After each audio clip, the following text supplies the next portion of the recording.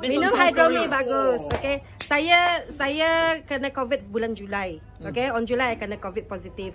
Then since that I have a coughing tak pandai berhenti lah. So when the time after a few months after that, my coughing lagi teruk.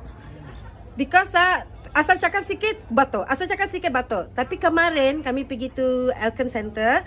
Okay, jadi minum itu, PCM suruh minum tu Hydromi. Mungkin 4 gelas. Lepas semalam kita makan durian. Durian kan panas. Dalam hati saya mesti batuk lagi. Tapi balik saya cakap, Afil tanya saya, mana you punya batuk sudah? Saya cakap, macam ada. Sekejap lagi ada. Tapi tak ada sampai sekarang. Wow.